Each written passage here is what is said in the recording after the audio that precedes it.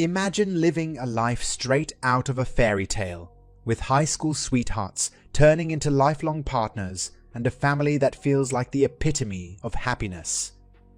Now, picture that fairy tale crumbling before your eyes, not because of a singular moment of betrayal, but through a revelation that shakes the very foundation of your identity and family. In today's video, we dive into a journey of love, betrayal, and the quest for truth. A story that begins with an ancestry test and leads to questions that challenge the essence of familial bonds. This isn't just a narrative of discovering secrets. It's about confronting the reality of a life you thought you knew, and the lengths one might go to preserve or rebuild what was once considered unbreakable. Join me as we explore the complexities of love, trust, and forgiveness in a situation where the usual advice seems inadequate. This is more than just my story. It's a call to all who faced unimaginable revelations and stood at the crossroads of decision. How do you navigate a path you never thought you'd have to walk? Let's delve into this together. I am not really in the best state of mind. My world has been turned upside down over the last couple of weeks. I met my wife when we were in high school, and we married in college. We have 5 beautiful children together. I consider them a total blessing regardless of what I'm about to bring up. Until a couple of weeks ago, I thought that we had the perfect marriage. We were typical high school sweethearts. We go out together, we never fight. I feel like I've done everything a loving husband should do. I am saying this not to make myself out as the perfect husband. For example, my work has always meant I work long hours, and May haven't always been there when she needed me. But I want to stress that I've never felt our marriage was in any trouble. And never in a million years would I ever have suspected my wife of being disloyal. She's always done everything she could to support me and take care of our children. Now, my eldest daughter recently had an ancestry test done. The results of the ancestry test strongly suggested I was not her father. She confided this to me privately, showing me the results, and I could tell she was visibly upset by this. Of course, the first thing I did was reassure her that no matter what, she's my daughter and I'll always love her unconditionally. But secondly, the two of us decided to get an official paternity test since the ancestry tests are not completely reliable. It comes back, and I am indeed not her biological father. This news really broke me. I'm ashamed to say I broke down tears in front of my daughter.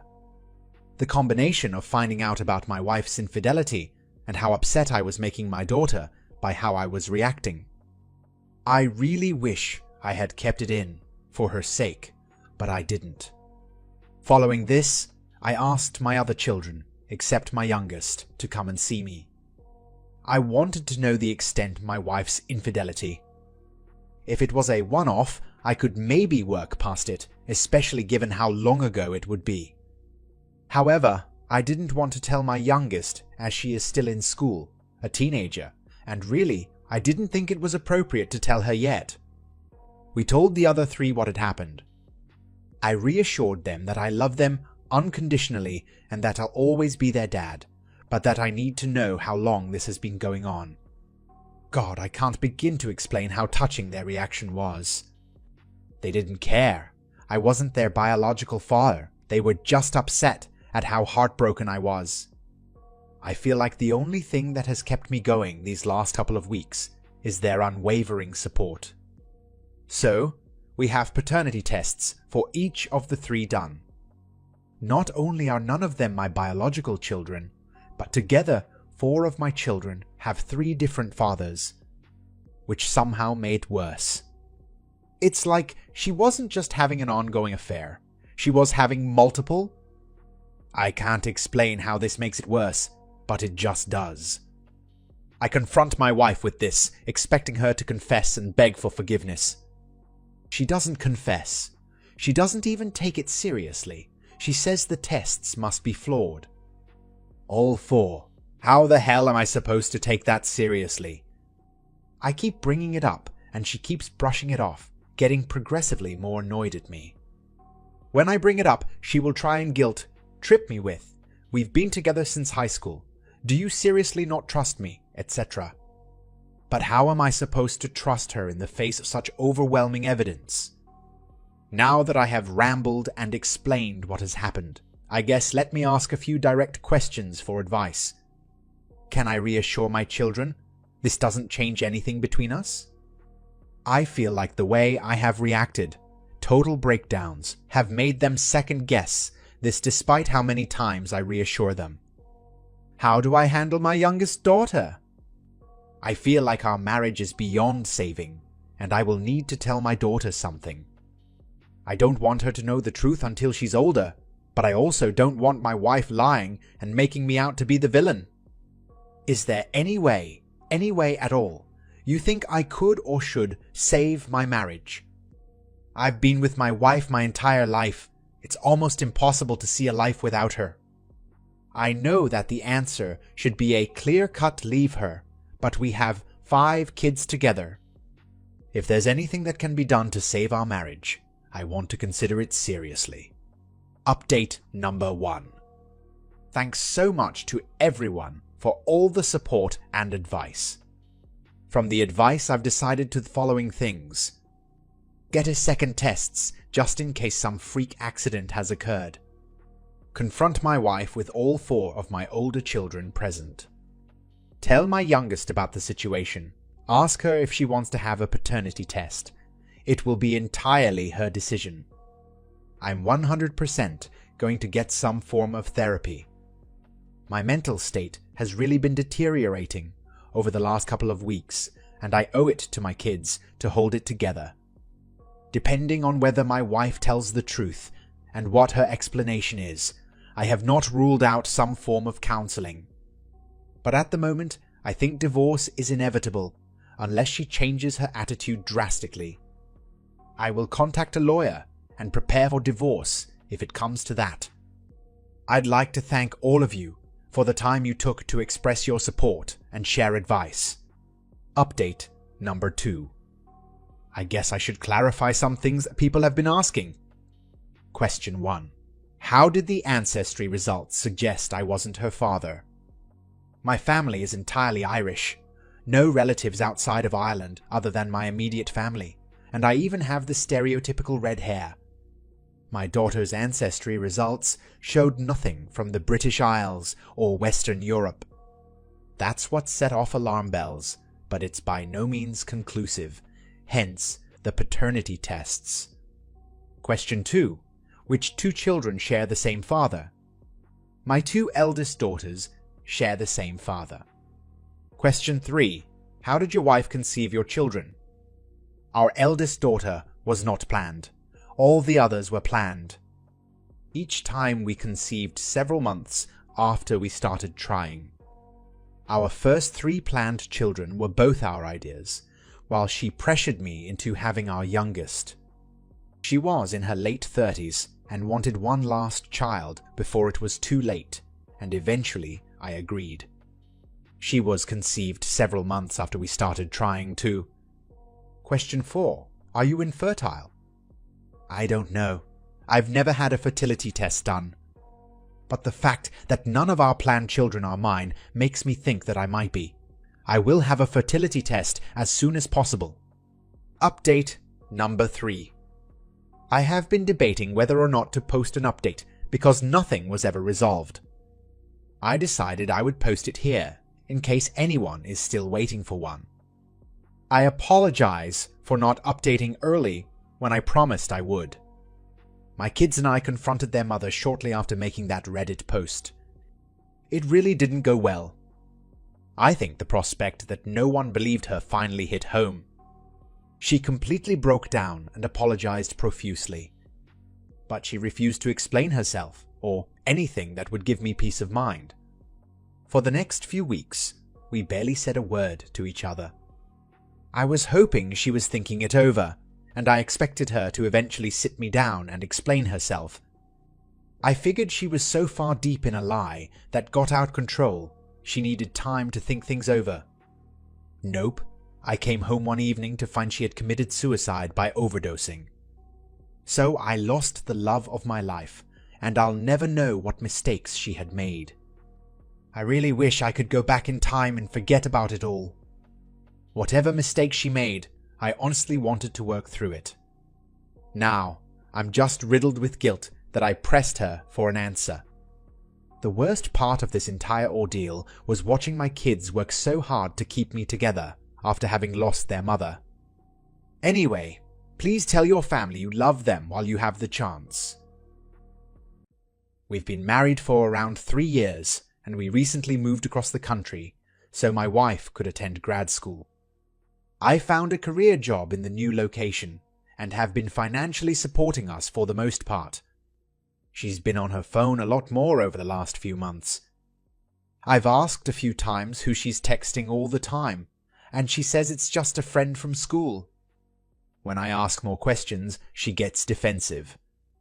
I wasn't sure what else to do, so unfortunately, I took a peek through her phone. I found out she's been texting some guy from her school, all day, every day and night.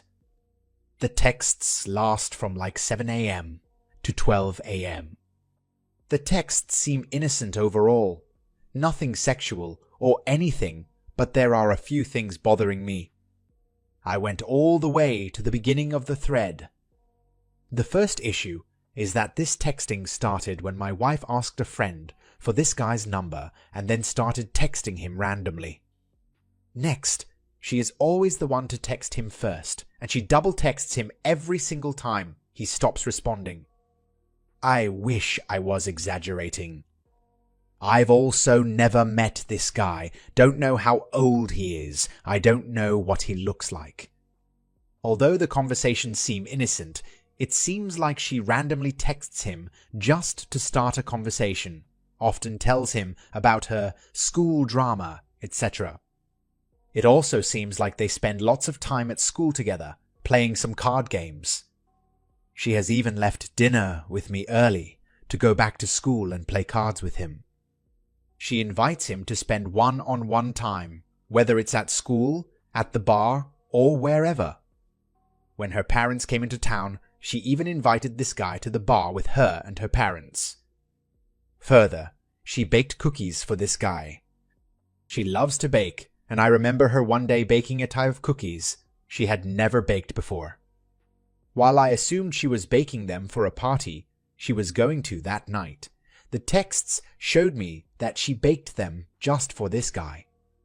What makes it worse is the fact that she went out of her way to do it. I had the car that night, so she walked to the store in the rain to get the ingredients. Then she baked the cookies and brought them over to his apartment, where she stayed for 2 hours. She did go to the party afterward, but only stayed for a few minutes to say hi to a few people and left. One thing I've been a bit insecure about is the fact that my profession doesn't pay that great. She lived a very privileged lifestyle through her parents before meeting me. She is in grad school for a profession that generally pays significantly more than mine, like 5 times more than what I make. She will make more in her summer internship than I make in a year. This guy she is texting is in the same profession. Reading these messages made me feel sick to my stomach. I just wanted to post here to see if this sounds fishy to anyone else. I'm not sure if anything physical has happened, but she has crossed some boundaries either way. The meetup with the parents never actually happened. She did try and get him to go to the bar, but the plan fell through. Also, in reading the texts, it seems like the guy tried to keep her at arm's length at first, keeping conversations short and not engaging too much. But over time, started to become much more receptive and interested in actually talking. This has all happened over the course of about 5 to 6 months. Update number 1. I was able to have a conversation with guy she's been texting. I got his number off her phone and just texted him saying, "Hey, this is husband. I caught wind of what's been going on between you two and just wanted to see if you'd be willing to be honest with me about what has happened." He responded pretty quickly and was willing to meet with me for lunch in a public place, so we met. He's 23 and very good looking, I'll give him that.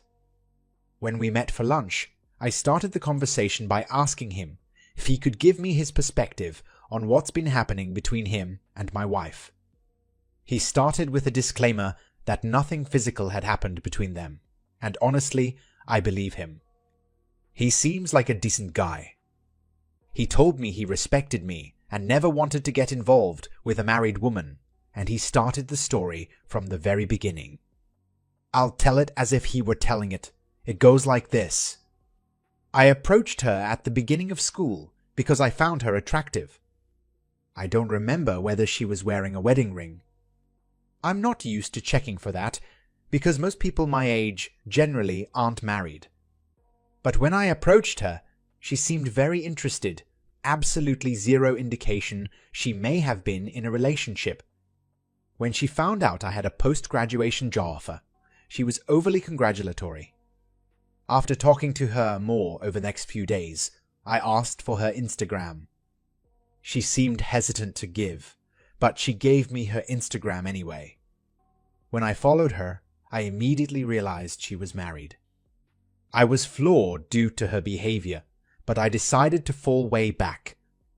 After falling back, I heard from some mutual friends that she seemed to be a bit offended that I stopped talking to her after finding out she was married. I found that a bit strange, but whatever. Some drama transpired, so I went out of my way to avoid her for around a month or so. But after a while, I felt the beef was a waste of my time. So, I decided to give her a compliment to kinda communicate that I don't mind being cordial with her. She seemed ecstatic about the compliment, and I heard from mutual friends that she was going around telling people that we were friends again. Found that strange also. I just wanted to be cordial. Anyway, we made up, and shortly thereafter, I got a random text message from her telling me that she got my number from someone else, the third thing I found strange. The texts started pretty infrequent, but gradually progressed to her texting me every day, double texting and all. She even seemed really pressed about me meeting her parents when they came into town. Still am not sure what that was even about, but I dodged the invite and it never happened. At this point, it seemed she was very interested in me, but I wasn't very responsive over text because she is married. Over time, however, my walls broke down slowly because I did enjoy the attention. She's inviting me to hang out one-on-one, playing cards with me, offering me to bake cookies, etc. She told me how upset she was over the fact that apparently you two had planned a trip for Thanksgiving to see her friends, but didn't end up going because of a tight budget. She also told me that she would sleep on the couch a lot. We didn't talk much over final exams due to being busy, and we didn't really talk much over winter break. However, at the start of this new semester, the texting all day every day and double texting came back in full force. At this point, I kind of felt like she actually liked me and was pursuing me, but again, I enjoyed the attention. She baked me the cookies the first week of school, brought them over, and sat on my bed for 2 hours, but nothing physical happened. She honestly didn't seem interested in sex at all, even though I kinda wanted it to happen at that point. But here we are now. She still texts me every day, and honestly, it has become more frequent than ever before. That's the end of the story. This seems pretty consistent with the messages I read. I don't know what to think of this, but it kinda seems like she's playing the long game with him, in order to get him to fall in love with her so she can leave me. I appreciate the guy's willingness to meet with me, and honestly, I believe what he is telling me. Seems like this is beyond point of no return. I still plan on talking to her tomorrow, but I think this is it for me. I don't think there's really anything she can say that will change my mind at this point. It's over. Update number 2. I talked with her yesterday, and it's over, as crazy as it is." The guy actually didn't give her any heads up that we met, which I appreciated. Basically, I sat her at the dining room table and started by telling her that I heard what was going on between her and the new boy toy. When she asked what I was talking about, I kinda just went through all the highlights of the emotional affair. Highlighting the cookie situation, meeting the parents, incessant texting, disguising him as just a friend, etc. When I told her that it seemed to me as if she was obsessed with the guy, maybe even in love with him, and seemingly planning for my replacement, she immediately broke down crying. I almost felt bad, but kinda didn't at the same time. She then told me that she only did it because she liked the attention and nothing more, and that she would cut him off immediately. I shook my head. She offered to find a couples therapist while still belligerently crying, and I told her it seemed like we are past that point already. Didn't really care whether she slept with the guy or not. This emotional situation was enough for me. Told her I'll be contacting an attorney this week and that she should do the same, and I walked out the door with her chasing me. I didn't even have anywhere to go, but I needed to just leave before she tried to convince me any further to stay. I didn't want to hear any bullshit. I received dozens of calls and texts while I was gone, and when I came back, she just seemed devastated still. Got calls from her parents today as well, which I ignored. I haven't kicked her out of the house or anything. Not really sure what I want to do about that yet. I don't want her to be this guy or anyone else's burden. I'm just feeling kinda lost at this point. It's truly wild how abruptly this just ended after all this time. I moved to this state solely to support her, and now I'm just here. The majority of my friends and family are across the country. Maybe I should have seen the writing on the wall. Our relationship wasn't perfect. I've been pretty busy over the last year or so with work. It seems like she took every chance she could to go to every single school party she could without even inviting me 95% of the time. She was never home, and every time I asked any questions, she would chalk it up to studying. How could I really argue with that when she's in graduate school?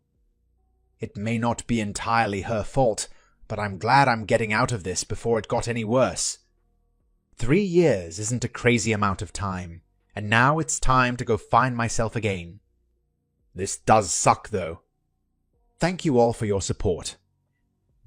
It really has helped me come to terms with this ending. And that brings us to the end of this journey, a chapter of my life that I never expected to share so publicly.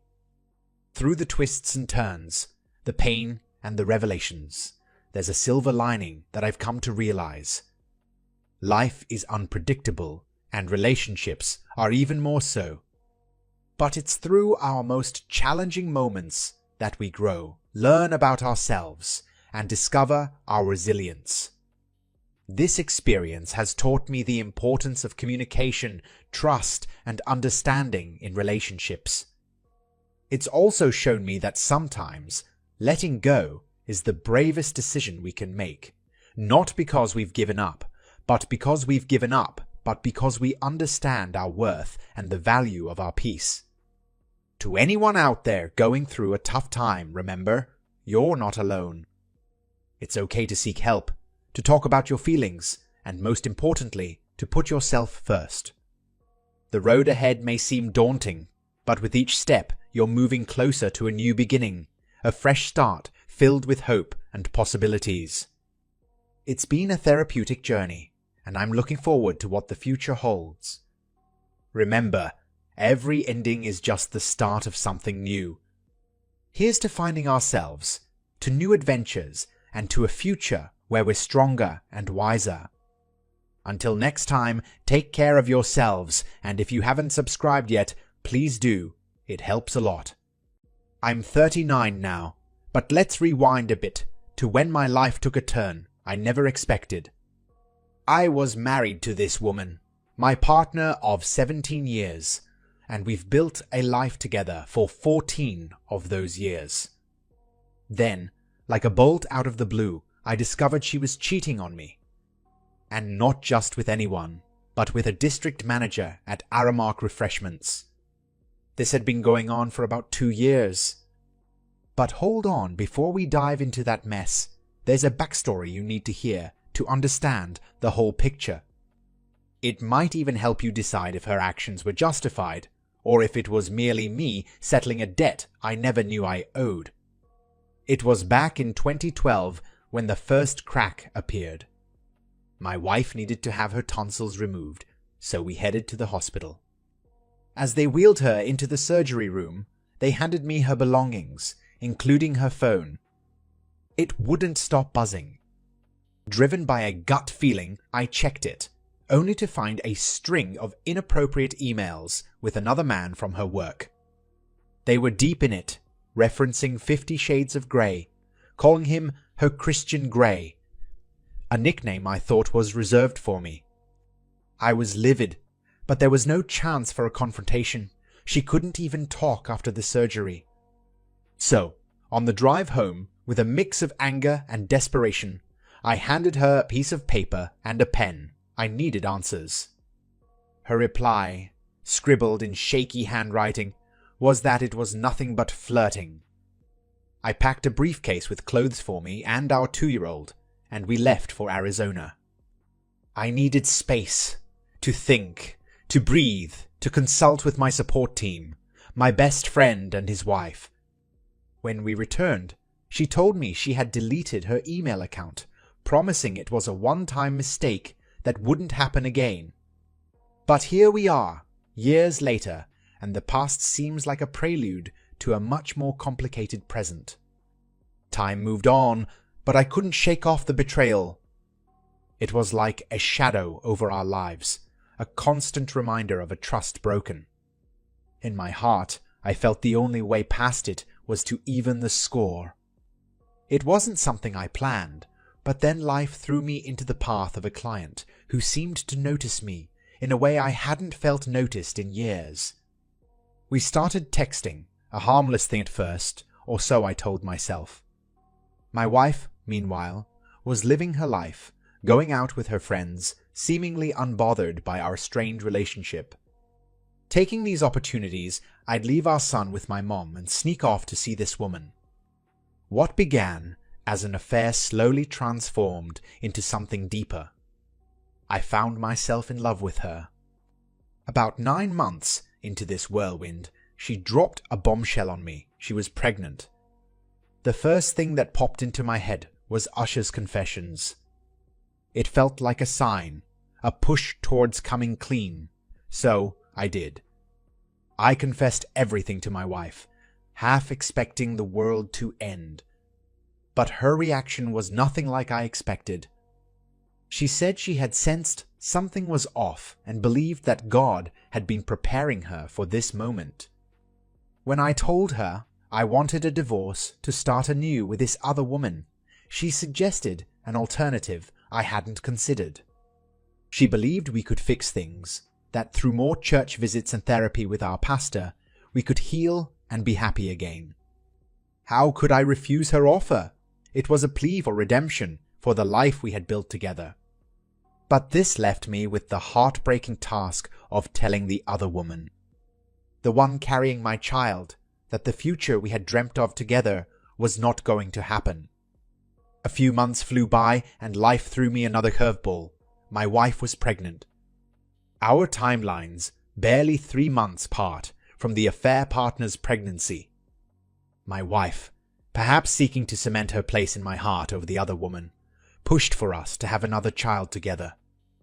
By December 2014, my life had transformed dramatically.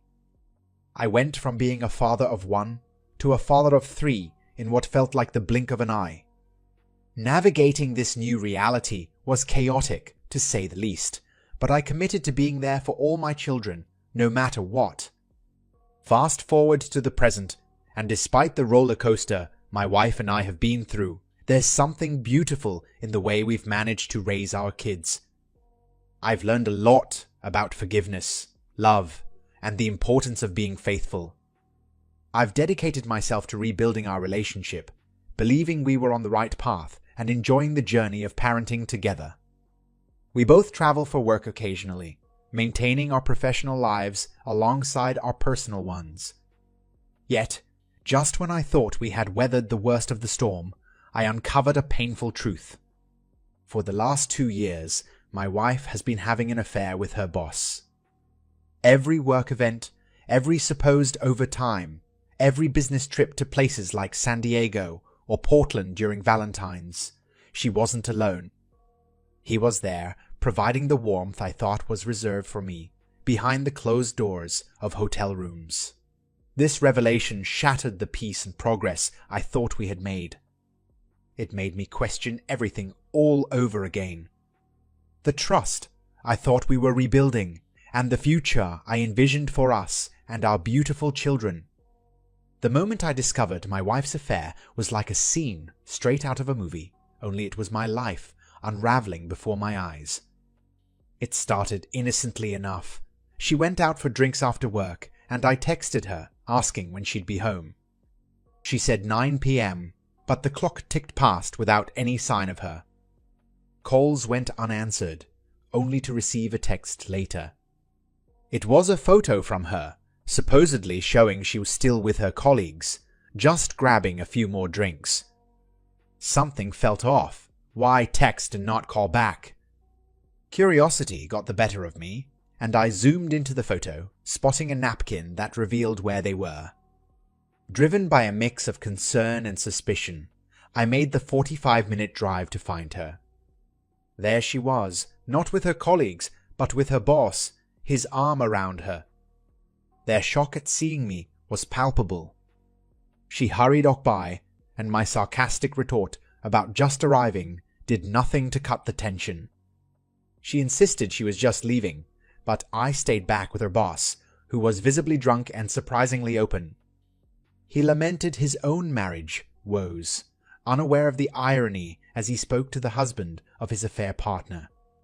When he mentioned the topic of cheating, I played along, saying I hadn't caught my wife, but wouldn't react well if I did. Meanwhile, my wife kept calling him, a detail that struck me as odd. After he abruptly left, presumably for the bathroom, but actually leaving the bar, I returned home, filled with questions. Her excuse that she should have told me he was there too did little to ease my suspicions. It was a friend's suggestion to check our phone records that truly opened my eyes. The extent of their communication, Monday through Friday after work, was laid bare on the phone bills stretching back 2 years. Her explanation was she needed to report end of day numbers to him. It was a flimsy excuse given her non-salaried status and the legal implications of working off the clock. I was determined to uncover the truth. Recording their conversations seemed the only way to get the proof I needed. My heart was heavy with the betrayal, but I knew I couldn't confront her without undeniable evidence of their affair. The methods I used to uncover the truth aren't something I'm keen on sharing, but the outcome was heart-shattering. Among the recordings, one conversation in particular felt like a knife twisting in my gut. She was talking to her cousin, not just about the thrill of the affair, but mocking the very foundation of our life together. She laughed about how naive I was to believe her end-of-day calls were anything but a cover for their rendezvous. They spoke of laying low, convinced they could navigate this deceit with cleverness and caution. Their words laced with the confidence of those who believe they're outsmarting the world. Then there was the conversation between her and her boss, filled with declarations of love and mutual admiration. It wasn't just about the excitement or the secrecy, it was deeper, more personal. They were candid about their feelings, about what they brought to each other's lives. Hearing it firsthand, there was no room for doubt. They were completely entangled in each other's lives, emotionally and physically. Anger, confusion, and a sense of betrayal swirled within me. I contemplated every possible response. Should I expose them, to their HR department, pointing out the unprofessional foundation beneath my wife's recent promotion. The thought of revenge was tempting, but I was lost on where to start. In the end, I took a step that felt both radical and necessary. I reached out to his wife. With a bit of detective work and the enthusiastic assistance of a friend who's drawn to drama, I found her on LinkedIn and waited anxiously for her response. When she finally called, it was a conversation filled with shock, validation, and a shared sense of betrayal. We pieced together timelines and discovered the depth of their deceit. Fueled by our mutual pain, we confronted them over a four-way call. Despite the undeniable evidence, they denied everything. It was a stark revelation of their willingness to lie, not just to us, but to themselves and each other, even in the face of irrefutable proof. After all the denials, they finally admitted the truth. Now, I'm standing at a crossroads, questioning every possible outcome. Do I stay for the sake of our children, ensuring they grow up in a united family? Or do I leave, considering my past transgressions paid in full by this betrayal? She's pleading for another chance, her words a mix of regret and promises of fidelity. Yet, I've taken the step to move out, maintaining only the routine of taking our kids to school each morning as a semblance of normalcy. The complexity of her continuing to work under him adds layers of doubt to her assurances that it won't happen again. How can I trust her words when she's allowed another man into her heart, and more, for over 2 years? The betrayal isn't just about the physical act, it's the emotional investment in someone else, a shared life built on lies. The dilemma now is whether there's any foundation left to rebuild on. Or, if this is the sign to start anew, free from the toxicity that seeped into every corner of our marriage. The possibility of keeping the district manager accountable also looms over me. Should his professional life reflect his personal failures? I'm at a point where I need to decide not just for myself, but for my children's future. Is there a way to salvage a relationship from the ruins of deceit, or is it healthier for everyone to part ways? The path to forgiveness seems fraught with the potential for more hurt, yet the idea of a fresh start is equally daunting. If anyone has navigated these treacherous waters and come out the other side with their family intact, your advice would be invaluable. The saying goes that 2 wrongs don't make a right, and I'm living proof of its truth. I'm here, open and searching for guidance on how to proceed from this junction in my life.